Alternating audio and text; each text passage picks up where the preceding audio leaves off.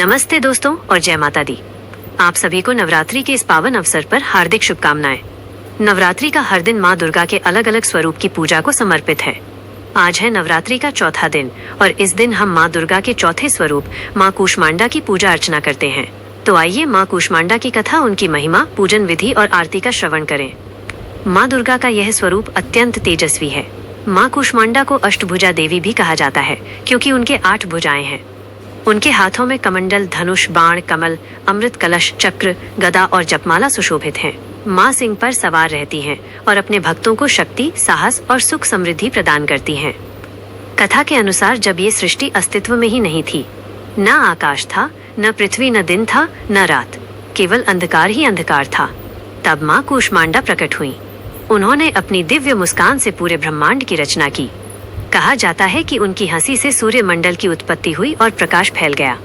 माँ कूष्मांडा ही एकमात्र ऐसी देवी हैं जो सूर्य लोक में निवास करती हैं। उनके तेज से ही सूर्य को शक्ति और प्रकाश मिलता है और सूर्य से ही इस पूरी सृष्टि में ऊर्जा और जीवन का संचार होता है।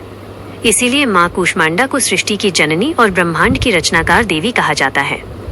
भाइयों और बहनों, नवरात्रि के चौथे दिन माँ कूष्मांडा की पूजा करने का बहुत महत्व है। ऐसा माना जाता है कि उनकी पूजा से भक्त के जीवन से रोग, शोक और भय समाप्त हो जाते हैं। माँ की कृपा से दीर्घायु, सुख, समृद्धि और ऊर्जा की प्राप्ति होती है।